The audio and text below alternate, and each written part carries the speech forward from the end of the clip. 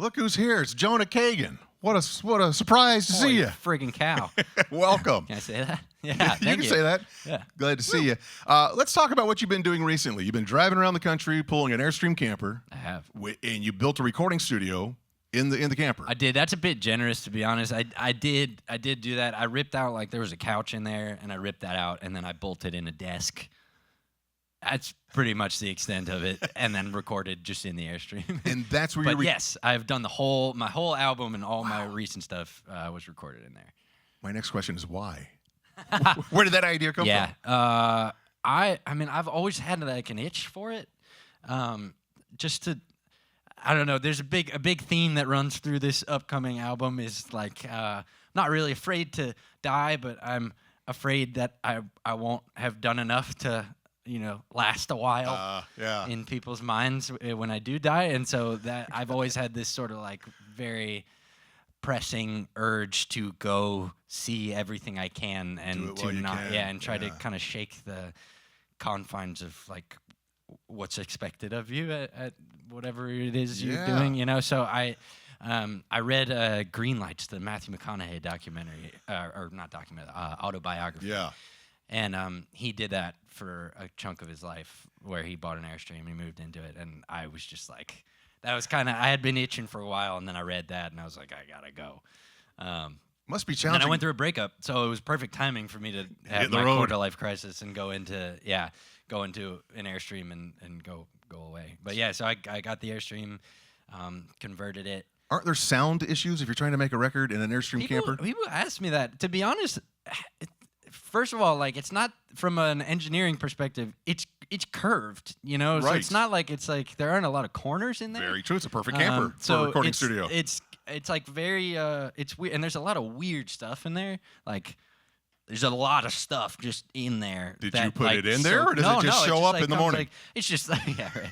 No, it's just like it comes with a lot of stuff. There's like the kitchen is also the bedroom, which is also the shower, which is also, So there's a lot of stuff that eats the sound, and the floors are vinyl. So it's kind of like already treated a little bit, which is really weird.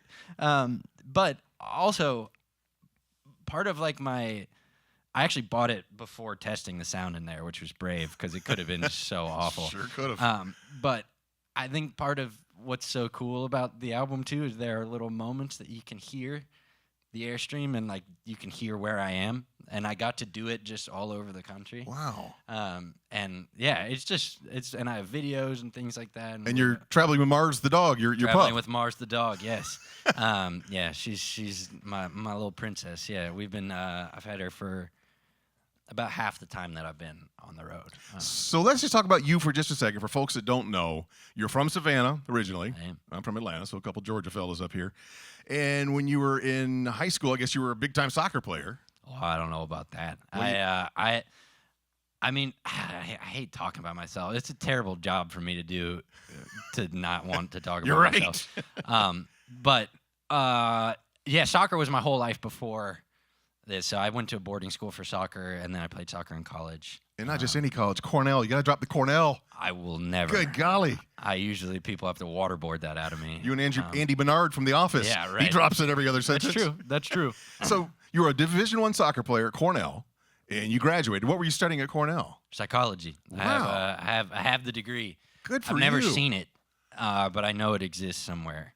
Actually, I think my parents just brought it to me in like a box somewhere. But and speaking of your parents, what was that phone call like when you said, "Hey, Mom and Dad, thanks for Cornell and all that and the psychology degree.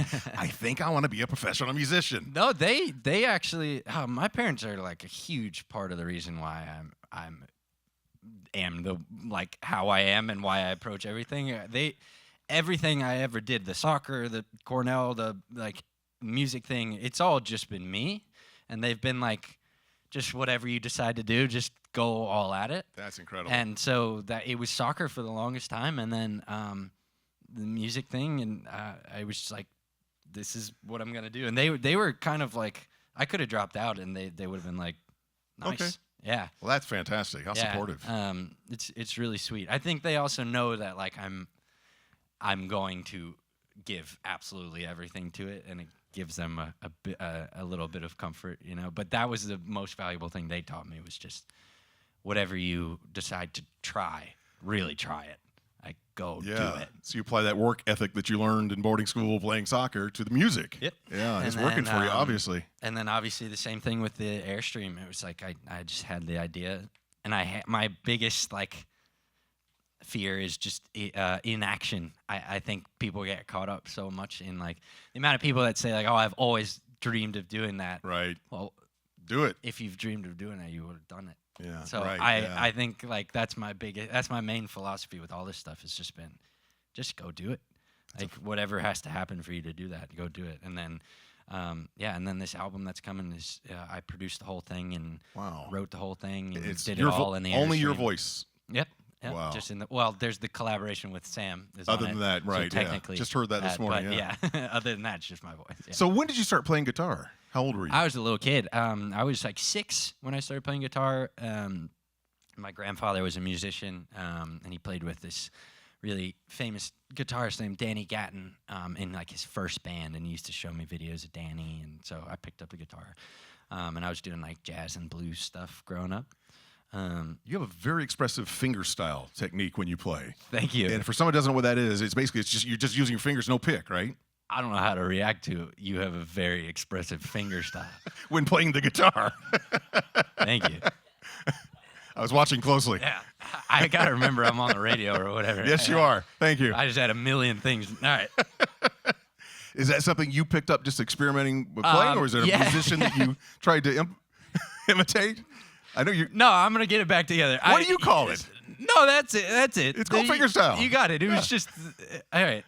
Yes, it was through my experimenting. Yes, I didn't say it developed creepy. I could have said it creepy. An expressive fingerstyle by experimenting. Very expressive. I found this guy named Andy McKee when I was really young, and I had been doing the jazz stuff like up until I was maybe like 12, 13, and I found Andy.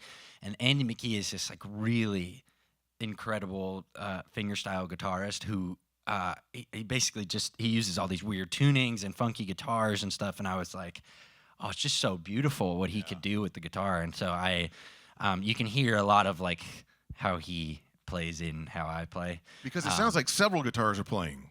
That's a big compliment actually. But that's also how I love to produce as well. I love like layers and layers of guitars and just trying to do cool stuff. It's also why I love like Adrienne Lenker. Her stuff is just incredible because like her guitars are just unreal.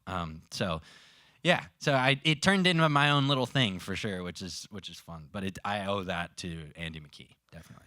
Let's talk about future collaboration. Who would you like it to be with? Like a dream collaborator, and what would the vibe be for the song? You know what's funny is like I keep becoming friends with all like my inspirations. Like all of everybody in this crunchy white guy music world that I'm in, we're all friends, which is so weird. And it's like like I've gone on tour with a lot of these guys, and they're obviously like idols and things like that. But like honestly, Andy McKee is somebody I would love to make music with. That would be so much fun just to have him on something. He would be one that I would be like, just because of how much of an impact he made on me, I would be a little shaky to meet that one. But I think other than that, Adrienne Lenker is up there too. I would love. I think my big thing, and I really hope this album does this, but I really want. There are certain artists who just have that deeply set respect in the music community and to fans as well, but like within artist communities and things that are like, this person's making art, and I really admire people who like are perceived that way and who make that kind of art. So that's what I want to be, and that's what I'd like to the type of people I'd like to work with. You are definitely making art. I mean, your music is just fantastic. Closing my eyes and throwing stuff. But Jonah, thanks so much for stopping by. Yeah, pleasure. Man. Thank pleasure you for talking having to me. you. I appreciate it. Yeah. It's an expressive fingerstyle. That was so funny. Oh, that was awesome.